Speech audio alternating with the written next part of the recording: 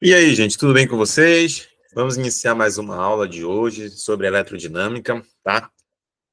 É a primeira aula sobre a corrente elétrica, a parte 1.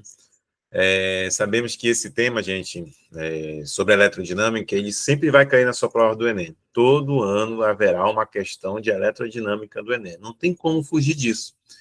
Então, como é um tema muito importante, eu fiz todo um cronograma sobre esse tópico, né, de eletrodinâmica e dividi bem, né, de forma bem dividida, bem organizada para você compreender legal esse conteúdo.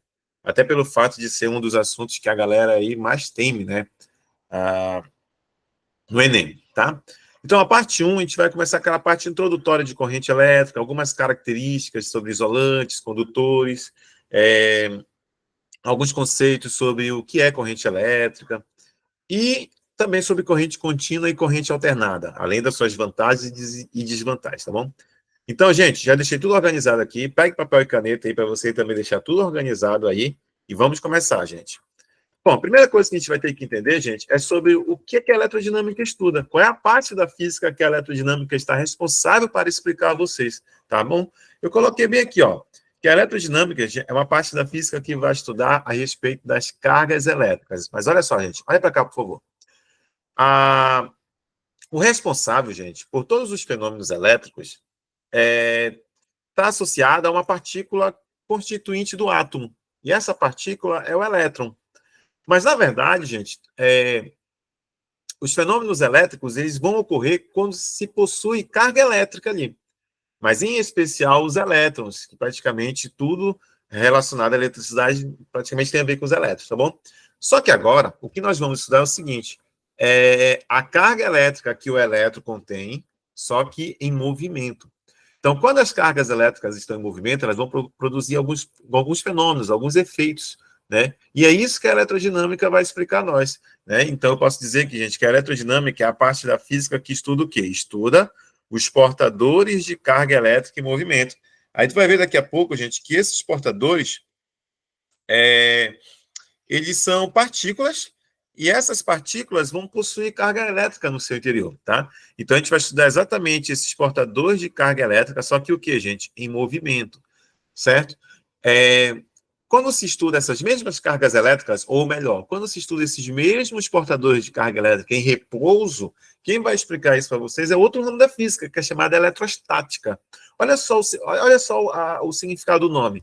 Eletrostática, estática, repouso. Eletro vem de elétrons. Eletrodinâmica. Dinâmica é movimento. Eletro, né, de elétrons, tá bom? Certo? Então, é isso que nós vamos analisar. Então, para começar aqui valendo, vamos conceituar logo o que é corrente elétrica. A palavra corrente, gente, significa fluxo. Fluxo de algo, que no caso aqui é fluxo de eletricidade, fluxo de elétrons, tá bom? Mas é um fluxo, na verdade, de portadores de carga elétrica. É isso que a gente vai analisar, tá? Então, conceituando logo de cara o que é corrente elétrica, tem isso aqui, ó, que é o movimento. Olha só lá na telinha, eu estou grifando para você. É o movimento ordenado, tá bom, gente? É o movimento ordenado de quê? De portadores de carga elétrica no interior dos condutores, tá? Então, o conceito ou a definição de corrente elétrica, gente, nada mais é do que um movimento, só que de forma que ordenada de portadores de carga elétrica no interior de condutores. Tudo bem? Lembrando, gente, que esses portadores de carga são as partículas, e essas partículas vão portar carga elétrica positiva ou negativa, tá bom? Sim ou não? Ah, beleza, agora eu estou entendendo. Que a corrente elétrica só é verdade se esses portadores estiverem em movimento ordenado. Exato, em movimento ordenado, tá bom? Certo? Agora é só, por exemplo, esse esqueminha aqui, né? Você vê aqui, nesse caso, eu coloquei apenas um exemplo de uma corrente elétrica fluindo em um tipo de condutor que a gente vai já estudar, tá bom? Aqui eu tenho os elétrons, que daqui a pouco você vai ver que são chamados de elétrons livres, e eles estão se movimentando de forma totalmente ordenada, ó, né, no interior do condutor elétrico, tudo bem? Isso aqui é um fluxo de carga elétrica. Então, aqui eu tenho um fluxo, né? Eu tenho o que nós chamamos de corrente elétrica, tudo bem, gente? Então, vamos lá, certo? Lembra que eu disse ainda há pouco a vocês que a corrente elétrica é o movimento ordenado de portadores de carga elétrica no interior de um condutor? Agora eu preciso que você entenda, gente, o que é um condutor elétrico. Se perguntarem a vocês, o que é um condutor elétrico? Bom, de forma praticamente intuitiva, você vai dizer assim, São materiais, são objetos que a eletricidade flui com facilidade, ou que é um material que a corrente elétrica passa, ou a eletricidade passa com total facilidade. Cara, mais ou menos isso. No entanto, você tem que entender, na verdade, o que é que esses condutores, o que é que esses materiais possuem em seus interiores que faz com que ele se torne, né, um condutor elétrico, que faz com que ele permita a passagem de eletricidade, como você respondeu ainda há pouco, né? Então a pergunta é: o que é que esses materiais têm de tão importante nos seus interiores que faz a carga elétrica fluir com facilidade? É isso que nós vamos entender, tá bom? Então, condutor elétrico, aqui um conceito que eu coloquei para vocês, anota lá bonitinho no seu material, tá bom?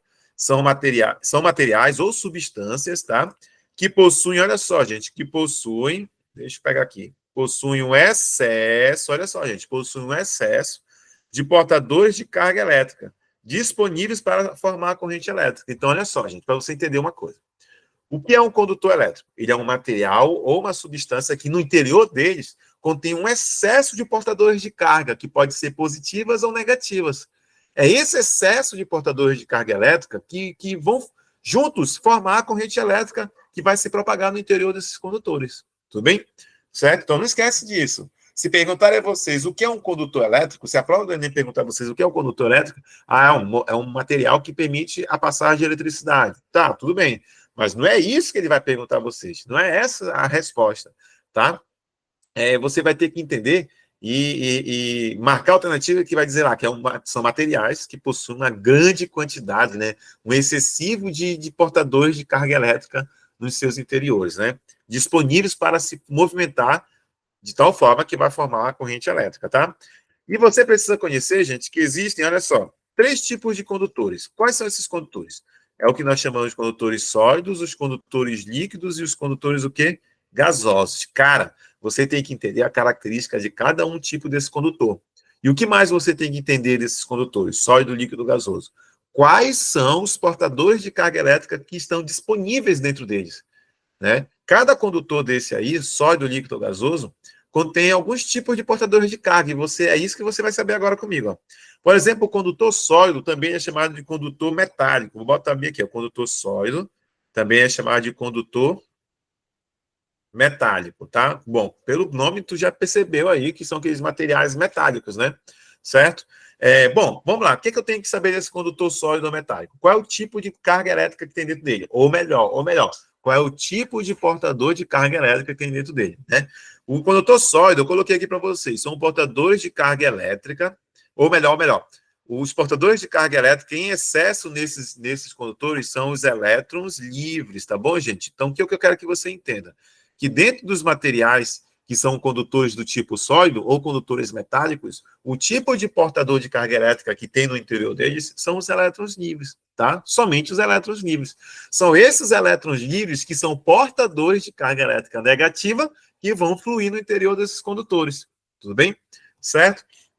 Olha esse esqueminha aqui, gente, que eu coloquei. Olha para a tela do computador, onde eu tenho aqui um fio elétrico, tá bom? Que vai representar um exemplo de condutor metálico, né? Um condutor sólido, porque o fio elétrico, na parte interior dele, é um metal, né? Aí você vê bem aqui, gente, que essa partícula que está se movimentando de forma ordenada aí é o quê? É um elétron, tá bom? Ou seja, eu tenho um bando de elétrons que estão se movimentando de forma ordenada no interior de um condutor sólido. Não esquece, o portador de carga elétrica no condutor sólido são os elétrons livres, tá? Aí, olha só, gente, uma coisa interessante. Olha para a tela do computador aí. A corrente elétrica no interior do condutor sólido é denominado corrente o quê? Eletrônica, né? Por que, afim, é denominado corrente eletrônica? Porque é uma corrente elétrica formada por elétrons. Então, recebeu esse nome aqui, é uma corrente elétrica, o quê? Ou melhor, é uma corrente eletrônica, tá? Agora, quais são os exemplos de condutores sólidos, Rafa? Bom, todos os metais. Praticamente todos os metais, ou melhor, todos os metais são condutores do tipo que sólido, condutor metálico. É claro, eu estou analisando eles no seu estado físico sólido. Nós sabemos que o mercúrio, por exemplo, é um metal, está no estado líquido, tudo bem. Mas os portadores de carga elétrica que tem no interior dos metais são elétrons livres, que são partículas que portam, né, a carga negativa, né? Além dos metais, gente, tem o grafite, ou a grafita. Agora, uma coisa que é interessante, gente, o grafite, mesmo ele não sendo metal, mas ele é um tipo de material que é constituído de carbono E também é um bom condutor sólido. E no interior deles tem um excesso de elétrons disponíveis ali para se movimentar, tá? Ah, beleza. E o que são esses tais elétrons livres, Rafinha? Bom, o átomo, gente, ele contém camadas.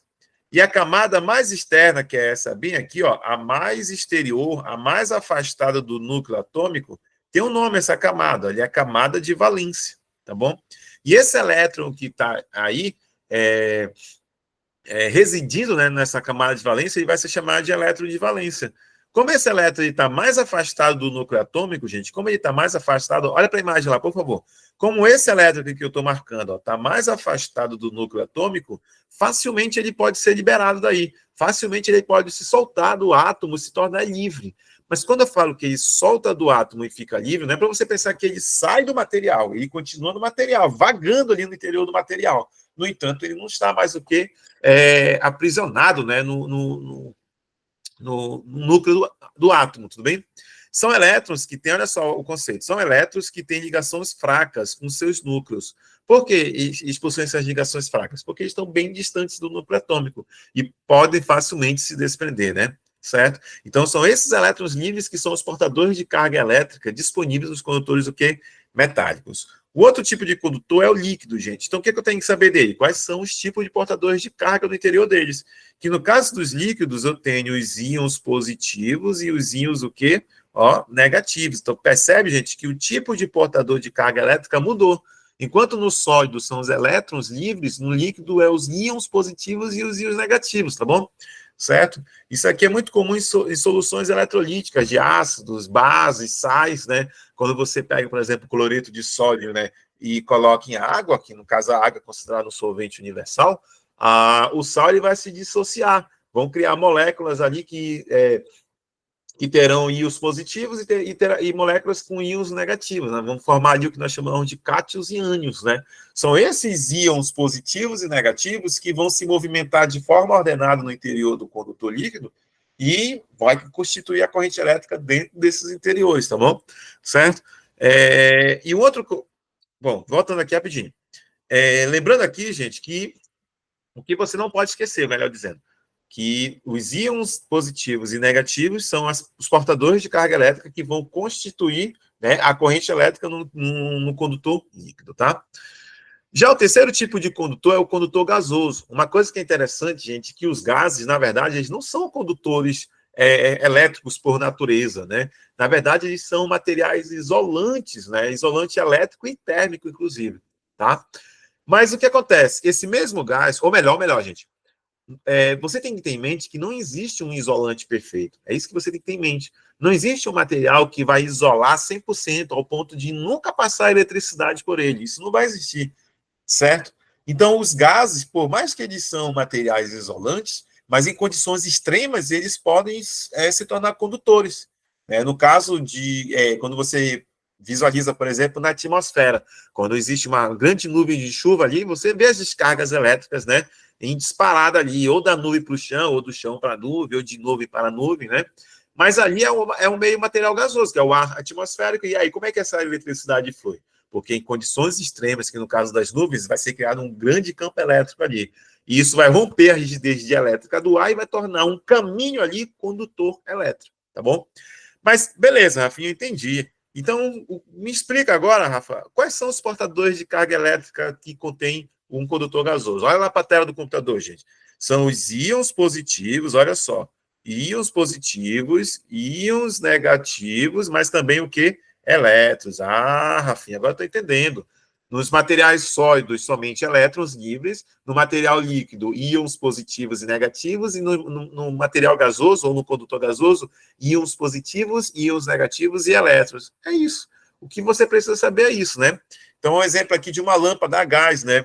Onde eu tenho aqui o cátodo, né, e o ânodo, né? Esses dois, o cátodo e o ânodo vão ser chamados de eletrodos, tá bom, gente? Interessante, vão ser chamados de eletrodos, tá? Aqui o ânodo, ele vai ser o eletrodo positivo, tá? E o cátodo aqui do outro lado, ele vai ser o eletrodo negativo, né? Aí você percebe que aqui, ó, o íon positivo, ó, tá indo, né, em direção ao cátodo. E aqui do outro lado eu posso dizer que esse cara aqui é um íon negativo, né? E esse outro eu posso dizer que é um elétron, indo em direção ao ânodo, tá ok? Ou seja, os íons negativos e os elétrons se movimentando de forma ordenada para um lado e os íons positivos se movimentando de forma ordenada para o outro lado. Aí eu vou constituir uma corrente elétrica no interior de um gás. Caramba, agora eu estou entendendo tudinho. Isso, cara, eu estou explicando bem detalhado para você. Não esquece de anotar. Bate trava o vídeo aí para você anotar, tudinho no seu caderno, deixa tudo esquematizado aí. Agora, o que é um isolante elétrico? Ah, essa eu sei, essa eu sei. O isolante elétrico é aquele que não vai permitir a passagem de eletricidade. Tudo bem, de forma intuitiva, praticamente é isso. No entanto, como se trata de Enem, você vai ter que dar uma resposta ali com embasamento científico, tá bom? Certo? No caso de um isolante elétrico, são os materiais que não vão possuir esse excesso, né, de portadores de carga elétrica nos seus interiores, né? É bem simples, né? O condutor ele contém um excesso de portadores de carga elétrica e o isolante não contém esse excesso. Né? Ele não vai conter excesso de elétrons livres, ele não vai conter excesso de íons positivos e negativos, ele não vai conter um excesso de íons positivos, negativos e elétrons, tá? Certo? E isso vai fazer com que esse material não seja o quê? Condutor, e sim um isolante, né? Algumas características importantes. Cara, tipo assim, tu não precisa... não é que você só tem que saber o que é condutor isolante e é o suficiente. Não, cara. Você tem que conhecer todas as características disso aí, que é o que o Enem vai cobrar de você, tá bom, gente? O Enem não vai cobrar de forma assim bem crua para você. Ah, o que é um isolante? Não. Ele vai listar características, e através dessas características você vai ter que entender, marcar alternativa que vai dizer se é um isolante ou um condutor, tá bom? As características dos isolantes. Eu coloquei aqui no material didático, tá tudo bem detalhado para você ler com mais calma, tá bom? Alta resistividade elétrica, né? Os materiais que são isolantes, eles têm uma resistividade elétrica gigantesca, de tal forma que dificulta, né? Por mais que tenha um pouquinho de carga elétrica para se movimentar, é muito difícil. Por quê? Porque o material resiste a essa passagem de eletricidade, tá bom? Uma grande rigidez dielétrica, né? Ou seja, para você romper a rigidez dielétrica do material, você tem que colocar aí numa condição extrema, como, por exemplo, um campo elétrico bastante intenso, que é o que acontece, por exemplo, na atmosfera, né? Quando tem uma nuvem de chuva e o planeta Terra, o chão, né? A superfície, né? Entre eles vai criar uma diferença de potencial e um campo elétrico muito intenso. É esse campo elétrico que vai abrir um caminho, né, para poder a eletricidade percorrer ali. Né? Esse caminho aqui é porque você está rompendo aquela rigidez dielétrica do material. Tá? Baixa condutividade. Bom, a condutividade é o oposto da resistividade. Se o material é altamente resistivo à passagem de eletricidade, então a condutividade dele é o quê? É baixa. Um é o inverso do outro. E resistência ao calor. Né? Os materiais que são isolantes, eles são muito resistivos ao calor. Né? E esquenta, mas aí não derrete com facilidade. É que nem, por exemplo, quando você está carregando o seu celular, o carregador não fica quente, mas você já viu que ao redor é uma borracha? Mesmo estando quente, aquela borracha consegue resistir, né, essa quantidade excessiva ali de calor, né, que é dissipado ali por efeito Joule da corrente elétrica, tá? Beleza, agora, gente, a partir daí vamos resolver algumas questões relacionadas a esse tópico, tá bom? Lembra que eu disse a vocês que a gente vai dividir bacaninha esse conteúdo para você compreender legal. Além dessas questões que eu vou resolver aqui com vocês, que são questões Enem e análogas ao Enem, lá no teu material tem praticamente 50 questões relacionadas a isso aí para você depois, ó, gabaritar e ficar afiado até a sua prova, tá?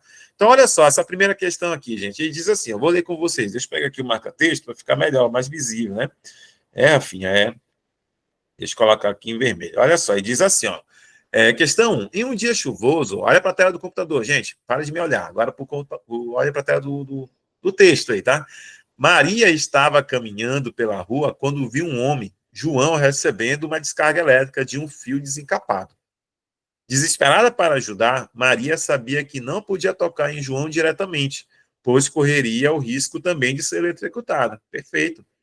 Lembrando-se das aulas de física do ensino médio, Maria precisava encontrar um material, olha só, a Maria tem que procurar um material adequado, gente, para o quê? Para empurrar João e afastá-lo do fio. Então, olha só, gente, questões do Enem, eles vão te colocar situações, problemas dessas, e eles vão querer saber se você tem habilidade e competência para solucionar, né, essa situação, problema. Né? Tem o João que está pegando choque e a Maria quer afastar ele do fio desencapado. Para isso, ela tem que encontrar um material. Bora ver aqui a pergunta final, gente. Acompanha a leitura.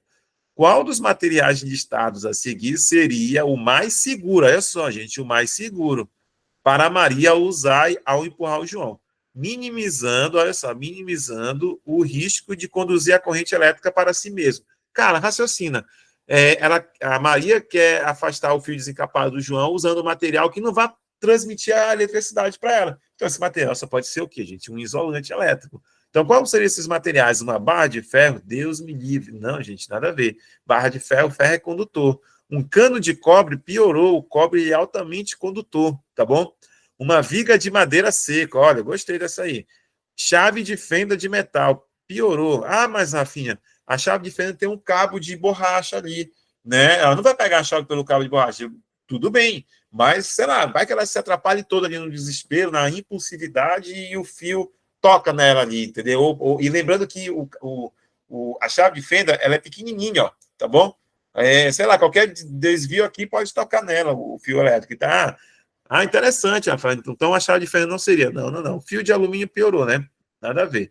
Então a resposta correta seria qual aí, gente? A letra C, né? Viga de madeira, perfeito? Vamos resolver mais uma. Questão 2, gente, diz assim, ó. A prática de soltar pipas, comum em diversas regiões, pode se tornar extremamente perigosa quando realizada próximo das redes elétricas, né? O uso de linhas com cerol, especialmente a chamada linha chilena, uma mistura de cola, vidro moído e óxido de alumínio. Olha, importante isso aqui, ó, que ele está dando uma dica para você nessa questão. É uma situação real, né, que é soltar pipas com linhas que contêm cerol. E nessa mistura do cerol, que ele está dizendo na questão, tem óxido de alumínio. É um metal. Então só pode ser o que aí, gente? Um condutor, né? Agrava significativamente os riscos, além de ser altamente cortante. Essa combinação pode conduzir a eletricidade. Perfeito. Aí, bora ver aqui o resto do texto. A interação entre a linha da pipa e os fios de alta tensão pode resultar em curtos-circuitos, interrupções de fornecimento de energia e, em casos extremos, choques elétricos fatais, representando um perigo para a integridade física dos envolvidos e para a segurança da comunidade. Perfeito. Esse é o texto. Aí, olha só, a pergunta final, gente. Qual a principal razão que o uso das linhas contendo cerol ou linha chilena é considerada perigosa? Ele quer saber qual é a razão que torna ela perigosa. Vamos ver a letra A. A linha da pipa, ao entrar em contato com a fiação elétrica, pode criar um caminho para a corrente elétrica, expondo o indivíduo a choques e causando interrupções no fornecimento de energia. Olha, uma boa alternativa, né? Porque se o material se a linha contém cerol e no cerol tem óxido de alumínio, não foi isso no texto? Isso. Então, a linha da pipa pode se tornar um caminho ali, né? Condutor do fio de alta tensão para a pessoa que está empinando. Então, a letra A está perfeita, está muito bacana. Bora ver a letra B, vamos achar o erro dela. Deixa eu mudar aqui de cor, marca-texto, aqui vermelho. O óxido de alumínio presente na linha chilena atua como um isolante. Ixi, péssimo isso aqui. Então, já risca daqui. Tá errado, tá bom? Letra B tá errado. Bora ler letra C. A prática de soltar pipas próximo à rede elétrica é segura. Mentira, o próprio texto está dizendo isso, que não, né? Pode ocasionar um bando de coisas que ele falou de forma negativa, desde que a pipa não entre em contato direto com a fiação elétrica, pois a linha chilena é um material isolante. Piorou também, a linha chilena é um material isolante, tá bom? Letra C, cai fora. Letra D, a principal razão é o risco de acidentes cortantes causado pela linha da pipa, não havendo risco de choque elétrico, de choque elétrico. Há sim riscos de choque elétrico, tá bom, gente? Pelo fato que a linha contém óxido de alumínio, um metal. Letra E, a linha chilena é um material muito frágil e por isso que por isso pode causar acidente com a fiação elétrica. Não, não, não. Não posso nem afirmar que ela é muito frágil, não sei nem dizer a respeito dela. É a letra A, a nossa alternativa, tá bom, gente? Da questão 2, letra A, para você marcar lá. Vamos lá, gente. Letra não, questão 3. Em um experimento de laboratório, um estudante preparou duas soluções aquosas. Opa, solução aquosa, acho que tem a ver com um condutor líquido. Aí diz mais, uma de cloreto de sódio, né, que é sal, né, sal de cozinha, inclusive, NaCl, e outra de açúcar, C12H22O11. Ao inserir eletrodos em cada solução e aplicar uma diferença de potencial, observou-se que apenas a solução, olha só, gente, que apenas a solução de cloreto de sódio conduzia, interessante, ó, conduzia a corrente elétrica. Então, Tem íons ali, tá ok, gente? A solução de açúcar, mesmo sendo líquida, não apresentou condutividade. Então, quando eu joguei o açúcar lá na água, o solvente, no caso a água ali, não dissociou as moléculas de açúcar em íons, diferente do cloreto de sódio, que foi dissociado ali. Certo? Beleza. Esse fenômeno demonstra uma diferença fundamental na natureza das partículas presentes na solução. Beleza. Olha a pergunta final. O que explica a solução de cloreto de sódio conduzir corrente elétrica enquanto a solução de açúcar não? E quer que você identifique, fazer uma comparação desses dois elementos. Né? Item A, vamos lá, gente, uma por uma, acompanhe a leitura lá. A solução de NaCl possui elétrons livres. Mentira, que não tem elétrons livres em soluções eletrolíticas, tá bom? São íons positivos e negativos. Então já está fora a letra A. Letra B, a solução de NaCl possui íons positivos e negativos, enquanto a solução de açúcar possui moléculas neutras. Ah, dá nem vontade de ler mais o resto. É letra B a resposta, né? Mas eu vou ler o resto, tá bom, gente? A solução de NaCl, letra C, possui prótons. Vixe, nada a ver, gente. Enquanto a solução de açúcar possui nêutrons. Fora de cogitação. Letra D. A solução de NaCl possui moléculas polares, enquanto a solução de açúcar possui moléculas apolares. Nossa, gente.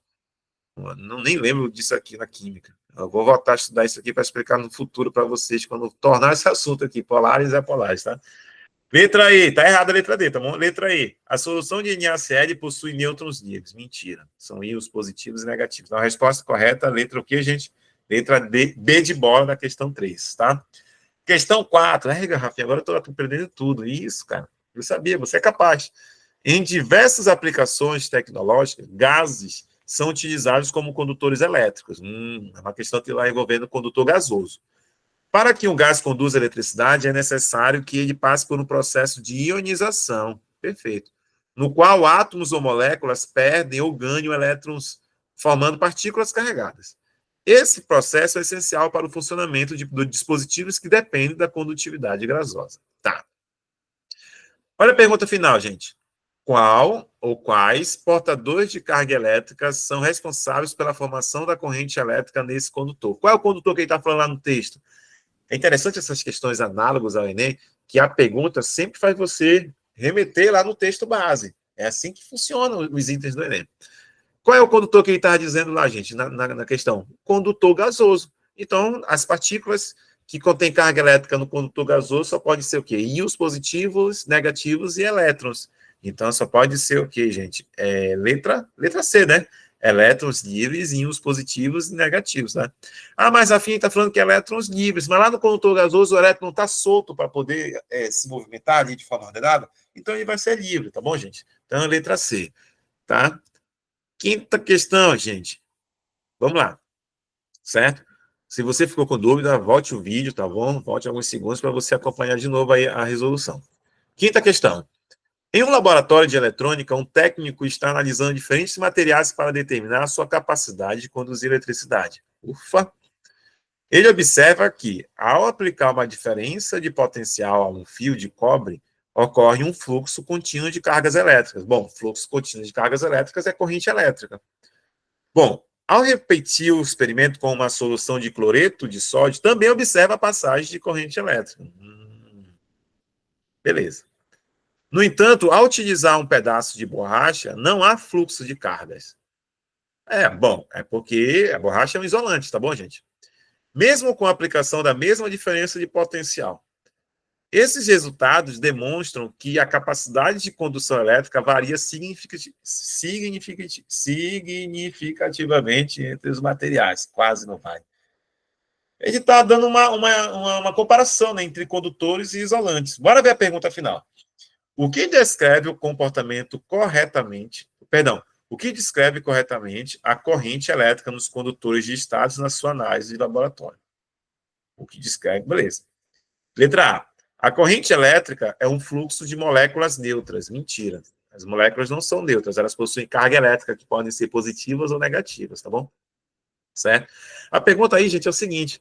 Ele deu um texto lá, mas o que ele quer que você saiba, qual é a definição de corrente elétrica, tá bom?